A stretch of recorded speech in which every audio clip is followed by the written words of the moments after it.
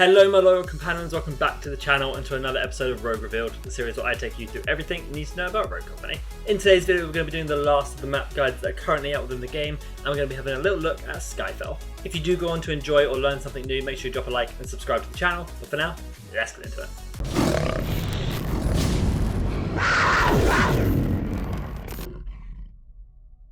Okay, so looking at SKYFELL here on the map, although it looks quite tall in this image, it's actually quite a wide map as you spawn here with attackers on the left and defenders over here on the right.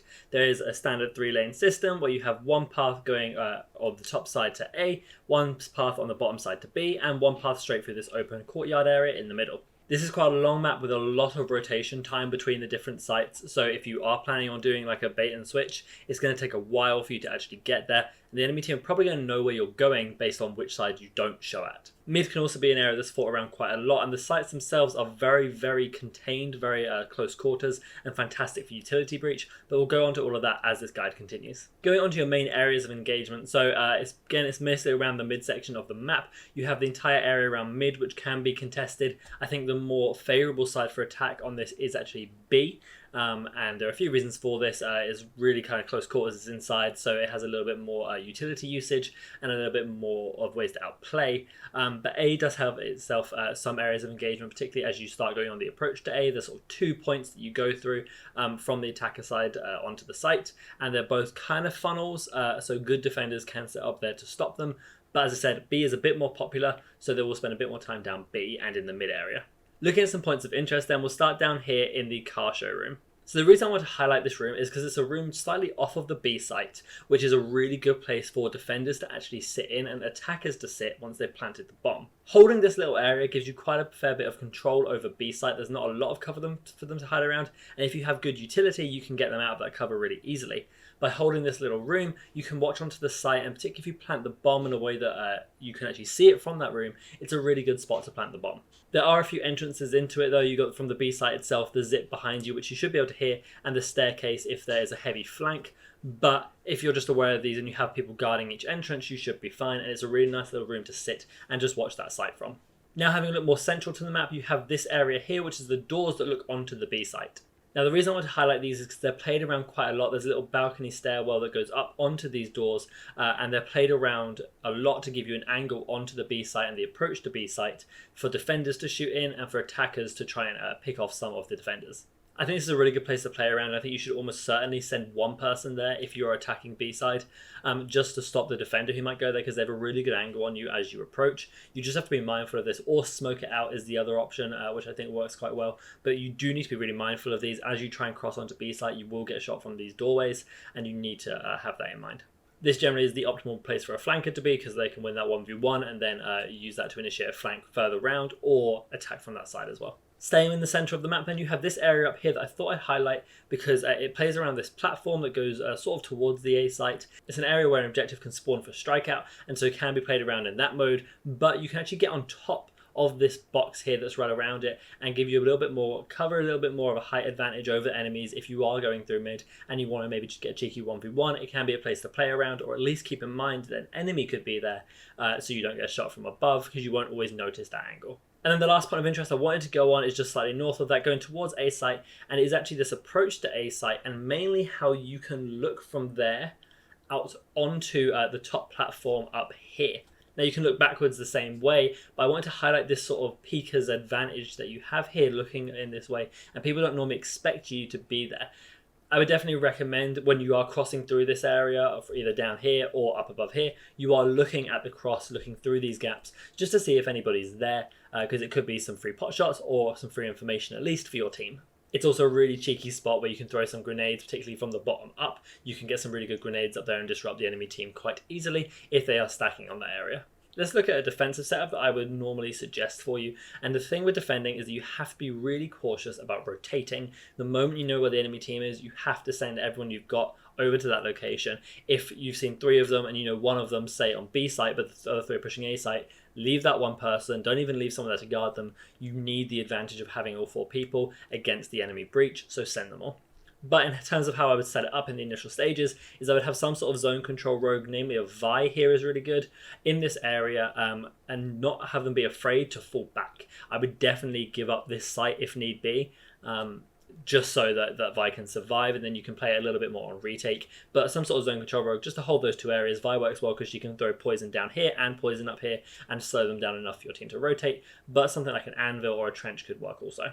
I'd have somebody in the middle here just guarding out, because you'll be able to spot them as they cross up into the lower area and give your rogue who's already on here a little bit of a heads up beforehand. Also, you can take some pot shots at anybody who's crossing into the doorway that I mentioned, and maybe challenge that for a nice 1v1. I would then stack the other two people here on B site, some sort of zone control rogue and some sort of longer range rogue, just to fight that off. As I said, B is a bit more popular, so fighting off that is more important, and having the zone control rogue, probably someone with trophy systems, so anvil or trench, work better because it's a hard utility spam.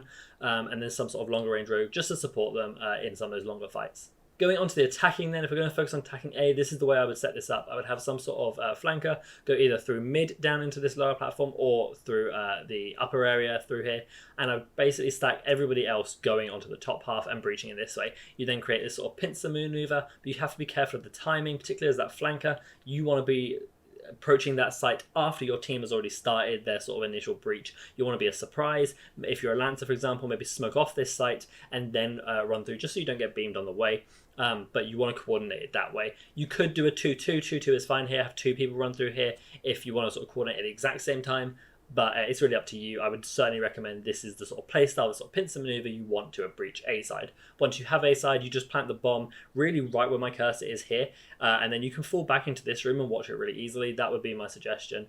Or you could place it like right here where my cursor is and then fall back sort of this way and this way. There's a few options, but you want to kind of get it on site, place the bomb, and then put it in a position where you can watch it from off site, as this little room here can be really hard utility spammed and can be dangerous. For attacking B side, my recommendations are fairly similar. You would have your flanker go towards the doorways to match and 1v1 whoever else might be going there and offer a really good flanking perspective and a different line of sight.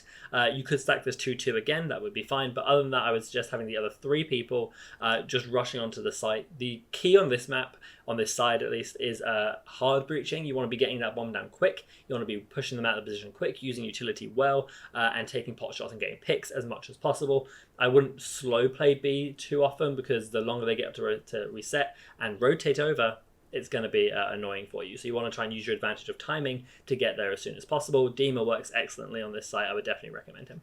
Speaking of my recommendations of rogues, let's have a look at the best rogues for this map in my opinion, starting with the attackers and starting with Dima, who, as I said, just has fantastic AoE damage, good for A site, good for B site on the attack. Glitch as well, just so you can hack that anvil wall, that trench barbed wire, or any trophy systems that may be blocking you. He's actually one of the flankers that could go here, because he can sit right up in this angle on one of the doorways and hack everything onto the B site, or likely onto A site as well. Either of those two work, so he is really good there. He would be sort of paired with another flanker potentially to do that. I think he works really well. And Shark, for a very similar reason of he can just rush onto site. There are long angles where he'll get beamed, so having the additional health of just overheating in will be really useful for him, and just generally winning fights like that, winning 1v1s, winning 1v2s is a great thing that Shark can do and is really useful on attack here. On defense though, I would recommend having Vi and Trench and some sort of variation. I said zone control rogues are really good on this map because it helps slow down the enemy for these longer rotations. So I would recommend having one of these two in the positions that I mentioned. But as for all-round good rogues for this map, Anvil is actually one of them. He can be used defensively as a zone controller or aggressively as sort of this breacher, place down the wall on one of these sites that are hard with long angles, and then guard it from there and place the bomb and then dip out. Lancer obviously for her flank potential, and then Dahlia I like as well just because of the smoke grenade and the normal grenade, as long as, well, with the revive are really good combinations that can do well for your team no matter what. Going on to some final tips, I'm going to start like I always do with utility. I say utility a lot because it's so good in this map and still is not being used to its full potential. Make sure you're using utility, particularly when you're breaching these sites. Using your utility to get on there, flush the enemies out and breach quickly is really important. My next tip is for defenders, and this is to be really quick with your rotations. The reason for this is because the map is quite long, it's quite wide as I said, so from you to get to A site to B site or vice versa, it's going to take a large amount of time, and you need to, the moment you see that ping, the moment you get that call out, you need to be rotating over to support your team or they're going to get rolled and you're going to lose. And then my final tip for you is to not be afraid to play any of these sites on retake, mainly for that reason that it has long rotation times. You can force stack a site if you need to as defense and then play A or B on retake. Personally, I would recommend playing A on retake, although you have to be pretty good. You have to use utility really well. but don't be afraid to, particularly because B site is more popular. Stack 4 people there if you want, maybe stack 2 on the site and 2 in mid, just so you can see that rotation and maybe catch a few on the rotate, but don't be afraid to retake on this map. As long as you can use your utility well, it is an effective method. Just be careful with it and be cautious and make sure it works for you and your team. Okay then guys, that's going to take us to the end of the video, and that does actually conclude our map guide series so far.